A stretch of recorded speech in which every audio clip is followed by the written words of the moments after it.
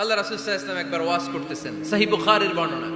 আল্লাহর হাবিব সাল্লাল্লাহু আলাইহি ওয়াসাল্লাম বললেন, ইন্না মিনা শাজারি শাজারা, এক ধরনের গাছ আছে, লা ইয়াসকুতু ওয়ারাকুহা, যেই গাছের পাতা কোনোদিন ঝরে না, পাতা পড়ে না, একটা গাছ আছে। মাসালুহা কামাসালিল মুসলিম, এই পাতার দৃষ্টান্ত মুসলিমের দৃষ্টান্ত একই। হাদিসুনি মা হিয়া, দেখি তো কোন সাহাবী বলতে পারে এটা কোন গাছ। আল্লাহর হাবিব বললেন, এমন একটা গাছ আছে যেই গাছের কোনো পাতা ঝরে না। এই পাতার দৃষ্টান্ত, গাছের দৃষ্টান্ত, মুমিনের দৃষ্টান্ত একরকম। ফাহাদিসুনি মা হিয়া, কে আছো বলতে পারো এটা কোন গাছ? কেউ পারে না। সাহাবারা মনে করছে এটা মরুভূমির কোন একটা গাছ হবে। কেউ বাড়ির পাশে যে খেজুর গাছ আছে এটা খেয়াল করে নাই, সবাই চলে গেছে অন্য গাছের দিকে। ক্যাকটাস, গুলমলতা, মরুভূমির রেয়ার যে গাছগুলো আছে, দুর্লভ দুষ্প্রাপ্য গাছগুলো, তারা এক একজন একটার পর নাম বলতে আরম্ভ করলো। আল্লাহ রাসূল সাল্লাল্লাহু আলাইহি ওয়াসাল্লাম বললেন হয় নাই, একজন বলে একটা, আল্লাহর হাবিব বললেন হয় নাই। সবশেষে কেউ যখন পারে না, আল্লাহ রাসূল সাল্লাল্লাহু আলাইহি ওয়াসাল্লাম বললেন, ইন্নাহা নাখলা, এটা খেজুর গাছ। এটা কি গাছ? সবাই বলেন, কি গাছ? খেজুর গাছ। কেউ পারে নাই। ওয়াজ শেষ, নসিহত শেষ, সবাই বাড়ি ফিরে যাচ্ছে। সাইয়েদনা ওমর ফারুক রাদিয়াল্লাহু তাআলা আনহু, উনি ওনার ছেলে আব্দুল্লাহ ইবনে ওমরকে নিয়ে যাচ্ছে। আব্দুল্লাহ ইবনে ওমর হঠাৎ করে বললেন, আব্বা, আল্লাহ রাসূল যখন জিজ্ঞেস করেছিল এটা কোন গাছ, আমি কিন্তু জানতাম এটা খেজুর গাছ, আমি কিন্তু জানতাম। ওমর ফারুক বললেন, বলো নাই কেন? আব্দুল্লাহ ইবনে ওমর বলেন, আব্বা, আপনি পারেন না, আমার চাচা আবু বকর পারে না, মুরব্বী সাহাবারা কেউ পারে না, আমি মাঝখান দিয়ে কেমনে বেয়াদবি করি? সুবহানাল্লাহ পড়বেন না? ওমর ফারুক বললেন, বলো কি? তুমি যদি আজকে বিশ্বনবীর সামনে উত্তরটা দিতে পারতা, আমার ছেলে উত্তর দিতে পেরেছে, এটা জেনে আমার বুকটা এত বড় হয়ে যেত। ও আব্দুল্লাহ, কেন তুমি বললা না? আজকে কেউ প্রশ্নের উত্তর করতে পারে নাই, তুমি যদি বিশ্বনবীর সামনে দাঁড়িয়ে প্রশ্নের উত্তর করতে পারতা, আমার বুকটা এত বড় হয়ে যেত। কেন বললা না? তুমি বললে আমি বড্ড খুশি হয়ে যেতাম। সুবহানাল্লাহ পড়েন। তার মানে মাঝে মাঝে জুনিয়ররা সিনিয়রদেরকেও হার মানায় দেয়, এরকম আসরা নাই? এজন্য পরামর্শ করবেন, অবশ্যই পরামর্শ করবেন। সাইয়েদনা ওমর ফারুক যখন খলিফা, তিনি মুরব্বীদের মিটিং এ একটা ছোট্ট বাচ্চাকে রাখলেন, অল্প বয়স্ক এক সাহাবী। ওই সাহাবীর নাম আব্দুল্লাহ ইবনে আব্বাস রাদিয়াল্লাহু তাআলা। মুরব্বীরা মনে কষ্ট পেলেন, কিরে, এই ছেলের সমান নাতি আছে আমার ঘরে, আমার নাতি আছে এই ছেলের সমান, এই ছেলেকে কেন রাখে? ওমর ফারুক বললেন, একদিন দেখাই দিব আপনাদেরকে কেন রাখি। ওমর ফারুক একদিন সবাইকে বললেন, ইদা জাআ নাসরুল্লাহি ওয়াল ফাতহ ওয়া রাআইতান নাস ইয়াদখুলুনা ফি দীনিল্লাহি আফওয়াজা। এটা কোন প্রেক্ষাপটে নাজিল হয়েছে আপনারা কে জানেন বলেন তো? এক সাহাবী বললে, এই সূরা দ্বারা বোঝানো হয়েছে আমাদের যখন বিজয় অর্জিত হবে তখন যেন আমরা বেশি বেশি আল্লাহর প্রশংসা করি। ওমর ফারুক বললেন, উত্তর হয় নাই। আরেক বয়স্ক সাহাবী বললেন, আমাদেরকে রব্বুল আলামিন বড় বড় শহর বিজয়ের ব্যাপারে আদেশ দিয়েছে, এই সূরা দ্বারা আমি এটা বুঝেছি। ওমর ফারুক বললেন, হয় নাই। কেউ যখন উত্তর করতে পারে নাই, ওমর ফারুক বললেন, ও আব্দুল্লাহ ইবনে আব্বাস, তুমি এই সূরার ব্যাপারে কি জানো? আব্দুল্লাহ ইবনে আব্বাস বলেন, হুয়া আজালু রাসূলিল্লাহ, এই সূরা দ্বারা বিশ্ব নবীর আগাম মৃত্যুকে বোঝানো হয়েছে। ইদা জাআ নাসরুল্লাহি ওয়াল ফাতহ, নবী হে, যখন বিজয় আসবে, আল্লাহর পক্ষ থেকে সাহায্য আসবে, ওয়ারাআইতান নাস ইয়াদখুলুনা ফি দীনিল্লাহি আফওয়াজা, আপনি দেখবেন দলে দলে বানের পানির মতো লোকজন কালিমার ছাতার নিচে প্রবেশ করতেছে। তো সবাই যখন কালিমা পড়ে মুসলমান হয়ে যাবে, সবাইকে মুসলমান বানানোই ছিল বিশ্বনবীর মিশন। মিশন যখন কমপ্লিট, নবী থাকার পৃথিবীতে আর দরকার নাই। এই সূরা দ্বারা আল্লাহ বুঝিয়েছেন বিশ্বনবী পৃথিবীতে আর বেশি দিন বেঁচে নাই। চিল্লায় বলেন ঠিক কিনা? ওমর ফারুক ডেকে বললেন, আব্দুল্লাহ, মারহাবা, মারহাবান বিকা ইয়া আব্দুল্লাহ ইবনে আব্বাস। ও আব্দুল্লাহ ইবনে আব্বাস, মাশাআল্লাহ, তাবারাকাল্লাহ, কেউ সঠিক উত্তর না দিতে পারলেও তুমি সঠিক উত্তর দিয়েছো। তুমি এই সূরার ব্যাপারে যতটুকু জানো আমিও জানি ততটুকু। পড়েন সুবহানাল্লাহ। তুমি সঠিক উত্তর দিয়েছো। এই হাদিসগুলো প্রমাণ করে মাঝে মাঝে জুনিয়ররা সিনিয়রদেরকেও হারিয়ে দেয়। চিল্লায় বলেন ঠিক কিনা? এজন্য মাঝে মাঝে বাচ্চা ছেলেদেরও পরামর্শের দরকার আছে না নাই? ঘরে সুখ নাই, শান্তি নাই, কারণ পরামর্শ করেন না তো। আব্বা আম্মার পরামর্শ নেন, স্ত্রীদের পরামর্শ নেন, ছেলে মেয়েদের পরামর্শ নেন। গুরুত্বপূর্ণ সিদ্ধান্ত নেওয়ার আগে পরামর্শ করে সিদ্ধান্তগুলো নেওয়ার দরকার আছে না নাই? পরামর্শ করে ফ্যামিলি মিটিং এ যদি আমরা সিদ্ধান্ত নেই, ওই সিদ্ধান্তে বরকত দিবে কে?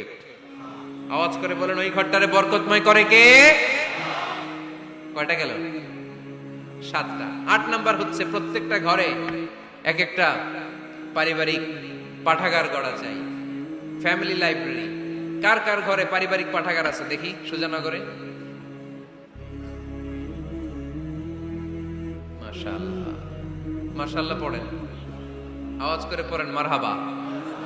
যাদের ঘরে নাই তাদের ঘরে একটা পাঠাগারের দরকার আছে না নাই? একটা শোকেস বানাবেন, ওখানে ইসলামী বইগুলো রাখবেন, ইসলামী সাহিত্যগুলো রাখবেন, তাফসিরগুলো রাখবেন, হাদিসের বইগুলো রাখবেন। একটা পারিবারিক পাঠাগারের দরকার আছে না নাই? কোরআনের প্রথম আয়াত হয়েছে পড়ো। কোরআনের প্রথম আয়াত কি? আল কোরআনের প্রথম বাণী পড়ো, আল হাদিসে নবীর কথা পড়ো। আল কোরআনের প্রথম বাণী পড়ো, আল হাদিসে নবীর কথা পড়ো। পড়ে পড়ে শেখো, শিখে শিখে তুমি তোমার নিজের জীবন গড়ো। পড়েন আমিন। কোরআনের প্রথম কথা কি? ইকরা, পড়ো। কোরআনের প্রথম কথা কি? ইকরা বিসমি রাব্বিকাল্লাযী খালাক, খালাকাল ইনসানা মিন আলাক। ইকরা ওয়া রাব্বুকাল আকরাম আল্লাযী আল্লামা বিল কলম, আল্লামাল ইনসানা মা লাম ইয়ালাম। পড়েন সুবহানাল্লাহ। পড়ো তোমার প্রভুর নামে যিনি তোমায় শিখিয়েছেন। Read in the name of your Lord who has created. পড়ো, পড়ার কোনো বিকল্প নাই, আপনার পড়তেই হবে। বেঁচে আছেন পড়েন, সুস্থ তো পড়েন, অসুস্থ পড়েন, মরে যাচ্ছেন তখনও পড়েন, পড়তে পড়তে মরেন। ও মিয়া, মরার সময় পড়ার দরকার আছে না নাই? মরার সময় পড়বেন লা ইলাহা ইল্লাল্লাহ মুহাম্মাদুর। এটা না পড়লে হবে? তার মানে মরার সময়ও পড়তে হবে। চিল্লায় বলেন ঠিক কিনা? তাহলে সুখী, সমৃদ্ধ, আলোকিত একটা পরিবার গড়ার 8 নম্বর পয়েন্ট হচ্ছে একটা ফ্যামিলি লাইব্রেরি। প্রত্যেকটা ঘরে শান্ত যেন নেই, যে আমাদের প্রত্যেকের ঘরে আমরা যেন ছোট্ট করে একটা পাঠাগার বানাই। ওখানে যেন বিভিন্ন ধরনের বই, বিভিন্ন ধরনের বইয়ের কালেকশন রাখি। বই কিনুন, বই পড়ুন, প্রিয়জনকে বই উপহার দিন। বই কিনে কেউ কোনোদিন দেউলিয়া হয় নাই, ঠিক কিনা? পড়তে রাজি আছেন তো? এই যে কোরআনের বঙ্গানুবাদ পাওয়া যায় না এখন, কথা বলেন। স্মার্টফোন আছে কার কার দেখি? হ্যাঁ, কারা কারা স্মার্ট দেখি? হাজার হাজার স্মার্ট, মাশাআল্লাহ। এই স্মার্টফোনের ভেতরে আল কোরআন নামে বাংলায় কোরআনের একটা অ্যাপস পাওয়া যায়। কথা বলেন, পাওয়া যায় কি যায় না? আজকে থেকে এই অ্যাপসটা ডাউনলোড করে প্রতিদিন 1 আয়াত, 2 আয়াত, 3 আয়াত করে পড়া শুরু করে দেন। বাঁচতে হলে পড়তে হবে, বাঁচতে হলে জানতে হবে, ঠিক কিনা? এই স্লোগান আমাদেরকে শিখায়। এই স্লোগান তো আল্লাহ, এই স্লোগান দিয়েই তো আল্লাহ কোরআন শুরু করছে। ইকরা বিসমি রাব্বিকাল্লাযী খালাক। বাঁচতে হলে জানতে হবে, বাঁচতে হলে পড়তে হবে, পড়ার কোনো বিকল্প নাই। আওয়াজ করে বলেন ঠিক কিনা? সুজানগরের রায়েরা, মোবাইলের অ্যাপসের ভেতরে আমরা কোরআন রাখতে রাজি আছি তো সবাই? হাদিসের অ্যাপস ডাউনলোড করতে রাজি আছি তো? বাস রাজি আছি, ডাউনলোড করে রাইখা দেবো, আর কেউ পড়বো না নাকি? হ্যাঁ, প্রতিদিন একটা আয়াত হলেও যেন আমরা পড়ি। আল্লাহ যা বলা দরকার সব বলে দিয়ে গেছে, নতুন করে আর কিছু বলবে না। আমরা যেন পড়াশোনা করি, আমরা যেন একটা পাঠাগার বানাই। আবারও কখনো আসার সুযোগ হলে আমি জিজ্ঞেস করবো, যদি আমার মনে থাকে যে আপনাদের পাঠাগার আছে কার কার ঘরে, সেদিন সবার হাত তুলতে হবে। এমনি পারা যাবে তো? আল্লাহ তুমি তৌফিক দাও। এজন্য একা একা সিদ্ধান্ত নেবেন না, নারীদের কাছ থেকেও পরামর্শ নেবেন। আল্লাহর হাবিব সাল্লাল্লাহু আলাইহি ওয়াসাল্লাম নারীদের পরামর্শ গুরুত্ব দিয়েছেন। মাঝে মাঝে জুনিয়রদের পরামর্শ নিতে হয়, ছোট্ট বাচ্চাদের পরামর্শ নিতে হয়। ছোট্ট বাচ্চাদেরকে বোকা মনে করবেন না, ছোট্ট ছেলে মেয়েদেরকে বোকা ভাববেন না, ওদের মাথায় বুদ্ধি আছে। মাঝে মাঝে জুনিয়ররা সিনিয়রদেরকে হারায় দেয়, আছে না নাই? আল্লাহর হাবিব সাল্লাল্লাহু আলাইহি ওয়াসাল্লামের একটা বৈশিষ্ট্য ছিল, তিনি কিছু খেলে খাওয়ার পরে বন্টন করলে কোন দিক দিয়ে করতেন? আওয়াজ করে বলেন না, ডান দিক থেকে। একবার তিনি দুধ খেলেন, দুধ খেয়ে বন্টন করবেন, কিন্তু ডান দিকে দাঁড়িয়ে ছিল একটা ছোট্ট ছেলে, আর বাঁ দিকে মুরব্বী সাহাবারা। আল্লাহর হাবিব সাল্লাল্লাহু আলাইহি ওয়াসাল্লাম এই ছোট্ট ছেলের কাছ থেকে অনুমতি চাইলেন। তার মানে ছোট্টদেরও পরামর্শের দরকার আছে না নাই? আল্লাহর হাবিব বললেন, আতাআযানু লি আন উ'তিয়া হাউলা। আমার স্বভাব হলো খাবার বন্টনের সময় ডান দিক থেকে করি, কিন্তু এখন ডান দিকে তুমি ছোট্ট মানুষ, বাম দিকে বয়স্ক সাহাবারা, তুমি যদি অনুমতি দাও তোমার আগে বয়স্ক সাহাবাদেরকে দিয়ে আমি খাবার বিতরণ করতে চাই।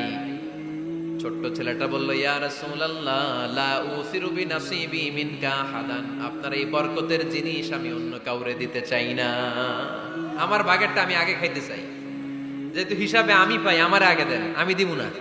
সুবহানাল্লাহ পড়েন। সে যেহেতু রাজি হয় নাই, আল্লাহ রাসূল সাল্লাল্লাহু আলাইহি ওয়াসাল্লাম দিতেও পারে নাই।